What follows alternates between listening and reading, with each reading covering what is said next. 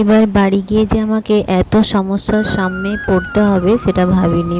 তোমরা তো জানোই আমি বাড়ি গেছিলাম, কিন্তু কাল বিকেলে আসার কথা। কাল বিকেল থেকে যা বৃষ্টি, যারা খড়গপুরে আছো তারা তো জানোই, পুরো সব দিক পুরো প্রায় ডুবে গেছে। আমাদের সেদিকটা তো প্রায় কিছুটা মানে বাকি ছিল।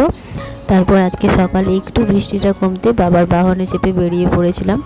হ্যাঁ, দাঁড়াও তোমাদের দেখাচ্ছি। এই সেই জায়গা, দেখো যত দূর দূর দেখা যায় পুরো সাদা একদম, রাস্তার ওপরও পুরো ডুবে গেছে। এরকম বৃষ্টি সত্যি খুব কমই দেখা যায়। এই যে দূর থেকে দেখতে পারছো এইটা। তারপরে কোনো রকম করে বাড়ি এসেছি, এসে আজকে বিপত্তারিণী পুজো, সেই জন্য নিরামিষ রান্না করেছিলাম, দই পটল করেছিলাম আর একটু আলু সেদ্ধ করে মেখেছিলাম। তারপর অনেক দিন তো ক্লাস বন্ধ ছিল, যাওয়া হয়নি, সেই জন্য রেস্ট নিয়ে একটু রেডি হয়েছিলাম ক্লাসে যাওয়ার জন্য। তারপর দেখলাম বৃষ্টি কমে গেছে, তারপর আমি বেরিয়ে গেলাম ক্লাসের জন্য। আর দেখো এই ডুরি আজকেও বেঁধেছি। এই ছোটো ছোটো মিনি ব্লগগুলো দেখার জন্য পাশে থেকেও, দেখা হবে পরের ভিডিওতে। Bye, good night.